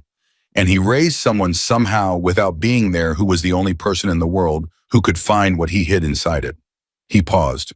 Whatever else he was, he understood something about legacy. Riley looked at the motorcycle one more time, and then from outside, distant but clear enough to understand shouting. Not the shouting of an argument, the shouting of people moving fast with purpose in the dark. And beneath it, underneath it, something she felt more than heard: engines. Multiple engines coming from the east. She was on her feet before she'd consciously decided to stand. "The Diablos," she said. Marcus was already moving. "Get to the center of the compound," he said, and his voice was the voice of a president of 700 people who has spent 40 years preparing for exactly this. And the room responded to it immediately, the crowd reorganizing in seconds with the practiced efficiency of people who have trained for situations like this without ever wanting to have to use that training. She grabbed his arm as he passed. "Danny and Blade are outside." His face tightened. "I know." "Marcus." "I know Riley." He looked at her just for a second, and in that second, she saw every year of what leading this club had cost him, and also every year of what it had built. "Stay inside. Stay with the motorcycle." He almost smiled. "Not quite. It took 19 years to fix it. I'd like it to survive the night." He was gone before she could respond. She stood alone in the garage with the motorcycle, and the compound outside went from organized noise to controlled chaos in under 60 seconds, and she listened to it and tried to map it where the movement was, where the voices were thickest, which direction the engines outside the fence had come from, and whether they were getting louder or staying the same. Staying the same. Positioned, not advancing. 12 men, Blade had said, positioned 400 meters east. They'd been waiting for a signal he hadn't given it, which meant they were either going to wait for a new signal or they were going to decide the operation was blown and retreat, or the east door opened again. Danny came through first, moving fast, and she could see from his face that whatever had happened outside was not simple. Behind him came Blade. And behind Blade came two men she didn't recognize, not Iron Legion cuts, not the body language of the compound. They came through the door with their hands raised, not in surrender exactly, but in the posture of people who have been directed to raise them and are complying because the alternative is worse. Diablos, 2 of the 12. Blade closed the door behind him and looked at Riley with an expression she couldn't immediately categorize. They weren't all going to leave, he said. 2 of them decided that without a signal, they'd go freelance. He looked at the 2 men who were now standing against the wall with Danny between them and the door. I convinced them otherwise. How? She said. Blade looked at his hands again. I told them the truth, he said, about why I was done, about what was inside the engine, about Cole and Daniel, and 19 years of carrying something that had been eating me alive. He looked up. I told them the whole story. She stared at him. And that worked? One of them has a daughter, Blade said simply. Same age as you. The silence that followed had a different quality than all the ones before it. Quieter, softer. The silence of a room where something hard has just turned unexpectedly into something human. Riley looked at the 2 Diablos against the wall. One of them younger, maybe 40, with the look of someone who had been moving through the world by a particular logic and had just had that logic interrupted, was looking at the motorcycle. It really runs, he said. Riley looked at the motorcycle, then back at him. It really runs, she said. He nodded slowly, like that meant something to him specifically. Like the idea of a thing that was supposed to be broken turning out to be whole was the piece of information he'd needed tonight more than any other. Outside, the engines that had been holding position were moving now, not toward the compound. Away. East, back into the desert, the sound of them diminishing steadily until she couldn't hear them anymore at all. Riley sat back down on the workbench. She put her hand on the engine casing one more time. It was cooler now, cooling down from the 4 minutes and 17 seconds it had been alive, but still warm enough to feel. Still holding the heat of finally doing what it had always been built to do. She thought about the P.O. box in Arizona. She thought about a 71-year-old man who had built this machine and walked away and spent 19 years checking a mailbox. She thought about what it meant to leave something for someone you'd never met and trust that the person would eventually find it. She thought about a 7-year-old girl in a Walmart parking lot who had looked at a broken engine and understood it without anyone teaching her how. She thought about her father's handwriting, precise, methodical, the handwriting of someone who thought about everything they put on paper. For Riley, 2 words, 19 years. Her hand stayed on the engine until the warmth faded completely. Then she reached into her jacket pocket, unfolded the 7 pages of engineering paper, turned to the last page, and looked at the address written at the bottom. A P.O. box, Arizona. And beneath it in smaller writing she hadn't looked at carefully before, a single additional line that she'd missed in the garage when she first read it. I've been waiting for you to find this. However long it takes, I'll still be waiting. She folded the pages again, put them back in her pocket, and she held the whole enormous weight of that for a long time in the quiet of an engine that was done screaming in a garage at the center of a compound that was settling back into itself after a night that had changed everything, with the feeling unfamiliar and terrifying and absolutely real that she was not finished yet. Not even close. She wrote the letter that same night, not because she was ready. She wasn't ready. She wasn't sure she would ever reach a state that felt like readiness for this particular thing. But she'd spent enough of her life waiting for conditions to be right before she acted, and conditions never got right on their own. You had to move toward them, and sometimes moving meant starting before you were prepared. Danny found her a pen and 3 sheets of paper from the office at the back of the garage. She sat on the workbench with the motorcycle 6 feet away, still ticking softly as it cooled, and she wrote. She didn't write much. She wasn't a person who had ever had a lot of words for emotional things her whole life. The language she trusted most was the language of hands and metal and mechanical logic. But she wrote what was true. She wrote that she had found the flyer, that she had come to the gate, that she had put her hand on the engine and felt the pulse, that she had opened the components in sequence and read 7 pages of engineering paper addressed to her name, that the engine was running. She wrote, I don't know what I want from you. I don't know if I'm angry or not. I haven't figured that out yet. But I know you knew what kind of person I would become before I knew it myself. And that is the strangest and most real thing anyone has ever given me. She wrote, "The engine is beautiful. You built something extraordinary." She stopped there, read it back, added one more line at the bottom. She wrote, "I'm still here." She folded it, asked Marcus for an envelope, sealed it, put the Arizona address on the front. Then she held it for a moment, this small, folded thing that contained 23 years of questions compressed into 3 paragraphs, and she felt the weight of it, and then she gave it to Marcus and asked him to mail it in the morning. Because if she held on to it any longer, she'd open it again and change everything she'd written. Marcus took it without a word, held it carefully like he understood what it was. "Get some sleep," he said. She almost laughed. Almost. Where? He looked at her for a moment. Then he called out to Danny, who was across the garage reassembling a toolkit that didn't need reassembling, just doing something with his hands the way people do after a night like this one. "Show her the east bunk room," Marcus said. Danny looked up. Something in his face went quietly pleased, the way a person looks when something good happens that they'd been hoping for without quite admitting they were hoping. "Yeah," he said. "Yeah, come on." She followed Danny out of the garage across the compound quieter. Now the night having settled back into itself after the controlled chaos of an hour ago and into a building she hadn't been in before. The bunk room was simple and clean, and it smelled like wood and dust and the particular neutral smell of a space that is used practically and without sentiment. There were 8 bunks. 7 of them were clearly occupied personal items, jackets, a pair of boots under one frame.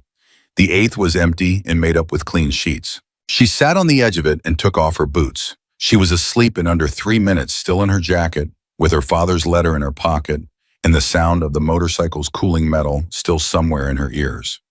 She slept for 9 hours without moving. She woke to voices outside, multiple voices, the morning quality of a compound coming to life, and something else underneath them, an energy she could feel even before she was fully conscious. Not tension, something different, something that felt like anticipation. She put her boots back on, went outside. The first thing she saw was the motorcycle. It had been moved out of the garage, parked in the center of the compound's main open area in the morning light, surrounded by people keeping a respectful distance, not out of fear this time, but out of something more like reverence. The specific deference people show to a thing they've decided matters. The second thing she saw was Harker. He was standing 10 feet from the motorcycle, arms crossed, looking at it with the expression of a man who has spent a night rearranging everything he thought he knew and is not done rearranging yet. He heard her approach and turned. For a moment, neither of them said anything. "I owe you an apology," he said. Like it cost him, but he decided to pay it. "You don't," she said. "You believed what you were told by someone you trusted. That's not a character flaw. That's being human." He looked at her. Something shifted in his face. "You're more generous than I would be." "I've been on the receiving end of being dismissed," she said. "It didn't make me mean, just tired." He was quiet for a moment. Then, "He was my friend, Blade, 40 years. He stopped. "I keep thinking about everything he said to me over the last 8 months and trying to figure out which parts were real and which parts were strategy. And I can't separate them. That's the part that—" He stopped again. "That's the part that stays," she said. "Yeah." He nodded, once. The nod of a person accepting something difficult because there is no alternative to accepting it. Then he looked at the motorcycle. "Marcus is going to take it out this morning. First time it's left this compound since Cole delivered it." Riley looked at the motorcycle. The morning light was doing something specific to the chrome, catching it in the way she'd noticed when she first walked into the garage, the quality of the light that suggested someone had thought about every surface at every angle. "Does he know how to ride it?" she said. For the first time since she'd met him, Harker almost smiled. "Marcus has been riding motorcycles since before you were born." "Fair enough." She got coffee from somewhere. Danny appeared with it, the way Danny had a habit of appearing with things you needed before you'd said you needed them. And she stood with it and watched the compound come fully alive around the motorcycle. Men she'd never spoken to nodding at her as they passed.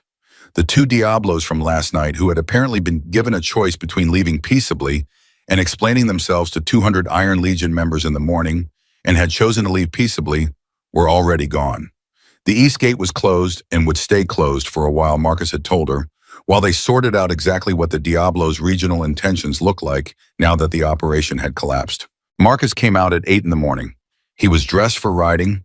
He walked to the motorcycle without theatrics, no speech, no ceremony, and he stood in front of it for a moment the way Blade had stood in front of it the night before. The same quality of a person in private conversation with an object that had meant too much for too long. Then he swung onto it, settled, put his hands on the grips. The compound went quiet.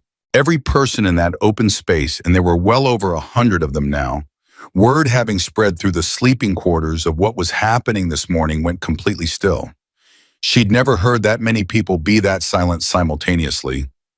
It had a physical quality, that silence, like pressure. Marcus started the engine. It caught on the first trial. The roar of it filled the compound, bounced off walls, and went up into the clear Nevada morning sky. And this time there was no 13-second clock running, no waiting for the scream to start, no holding of breath against the inevitable failure. It just ran, clean and full and alive, exactly as it had been built to run. And the sound of it, after 19 years of wrong, is so right that Riley felt it in her sternum like a struck chord. Marcus sat on it for 30 seconds, listening to it, feeling it through the frame and the seat and the grips the way any experienced rider reads a machine through their body. Then he opened the throttle. He rode it in a slow circle around the open area, not fast, not showing off, just moving, just covering ground, just doing the thing that a motorcycle is built for, which is so simple and so complete that it needed no commentary from anyone watching. He rode one full circle and then a second, and on the second circle, he passed directly in front of Riley, and he looked at her as he passed. She didn't know what her face was doing. She suspected it was doing several things at once.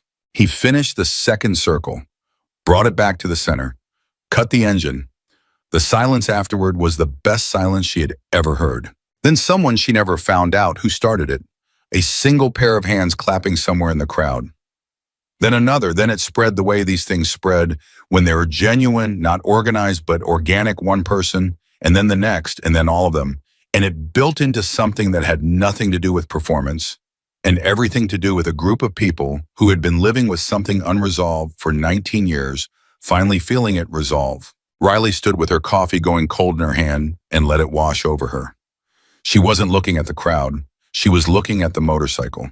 Quiet now, cooling again, parked in the morning light, exactly as it had been built.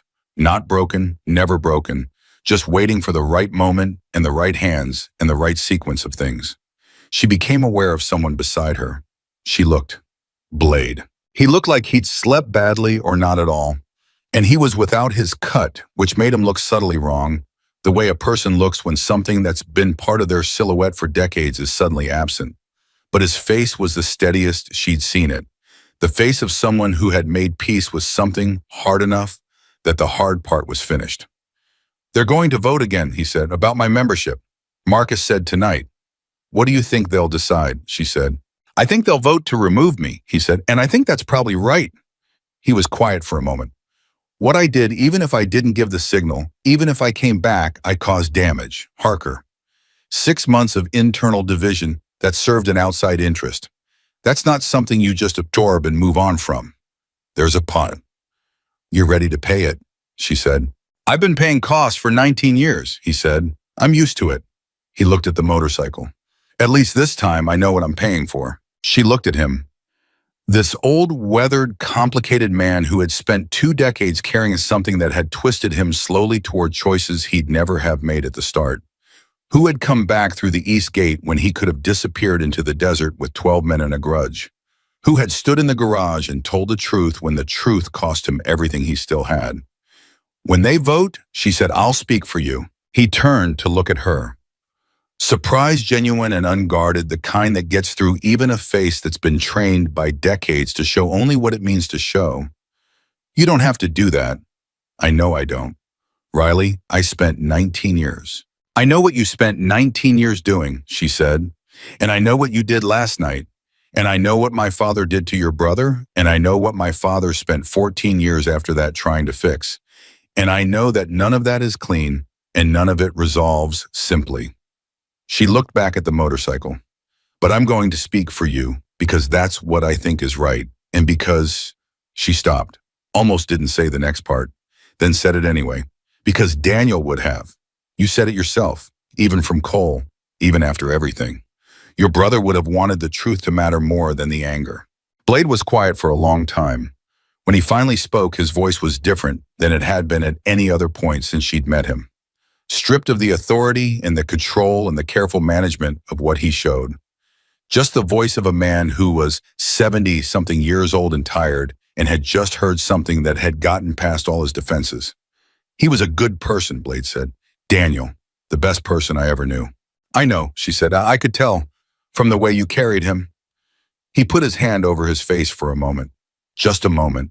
Then he took it away and the control was back but softer now, less armored. Thank you, he said. 2 words the same weight as the 2 words written on the bottom of a vial in a sealed compartment inside an engine. She nodded. They stood together in the morning quiet, watching the compound resume its rhythms, watching men she'd known for less than 24 hours move through their ordinary routines with the specific quality of people who have come through something and arrived on the other side of it still intact. 3 days later, the letter came back. Not from Arizona. From Nevada, a forwarding address, the envelope explained neatly typed on a forwarding slip from a May service in Phoenix. The original envelope with her handwriting on it had been opened and then re-enclosed in a larger one with a Nevada return address she didn't recognize. She opened it in the garage alone with the motorcycle behind her. Inside her original envelope, her original letter and clipped to it on a piece of paper that was not engineering stock but just ordinary notebook paper. Slightly unsteady. Handwriting, the handwriting of someone whose hands weren't entirely steady anymore, but who was still precise about what they put down. I have been checking this box for 19 years. I drove to Phoenix from Nevada every 6 months. My hands aren't good anymore, but my eyes still work. I recognized your handwriting before I read the name at the bottom because it looks like mine, and I have been looking at my handwriting for 71 years and know it well enough to recognize it in someone else's hand. I am in Nevada, Henderson. I have been in Henderson for 3 years because it is 40 miles from the compound, and I am 71 years old, and it seemed like time to be close in case you came. I am not going to ask you for anything. I am not going to tell you what I deserve or don't deserve. You're the one who reads that situation clearly, not me. But if you want to talk, if you want to sit across from the person who built that engine and ask him whatever you need to ask him, I am 40 miles away. I am not going anywhere. The address was at the bottom. 40 miles. She read it 3 times. Then she folded it carefully and put it in her jacket pocket next to the 7 pages of engineering paper, and she sat with it for a long time in the silence of the garage, with the warm Nevada morning coming through the vents and the motorcycle behind her ticking softly as the day heated up. She thought about the dumpster in Las Vegas, the orange flyer, the $2.40 version of herself that had made the decision to walk towards something instead of away from it. She thought about the pulse she'd felt through the wrench and the triangle of chalk marks and 3 vials that were keys and 7 pages addressed to her name. She thought about Blade and his brother and 19 years of grief taking a wrong turn. She thought about Marcus riding one slow circle around the compound while 100 people held their breath. She thought about a 71-year-old man driving to Phoenix every 6 months for 19 years to check a mailbox. She got up. She found Danny in the yard and told him she needed a vehicle and directions to Henderson, Nevada, and she needed them now. He looked at her face and didn't ask any questions, just went and got the keys to the compound's spare truck and wrote the directions on a piece of paper and handed both to her without a word. She stopped at the garage door on her way out. She put her hand on the motorcycle one more time. One flat palm against the engine casing, warm from the morning sun. No pulse now, no signal, no lock waiting to be opened. Just a machine. An extraordinary, perfect, finally running machine built by a man who had understood something fundamental about how you reach across an impossible distance to a person you've never met. You build something only they can find. You wait. You trust that eventually the right hands will come. She took her hand off the engine, walked to the truck, got in. She drove 40 miles into the Nevada morning with her father's letters in her pocket and the specific feeling in her chest of someone who has been invisible their entire life and is driving for the first time toward being seen. She had gone into the desert homeless and broke and alone, chasing $10,000 and some idea of fate she couldn't have explained if she'd tried. She came out of it with something that had no dollar amount. She came out of it known, And for a girl who had spent 23 years perfecting the art of being invisible, being known truly specifically, precisely known by the machine and the letter, and the man who had built both of them for exactly her was the only thing that had ever felt like home.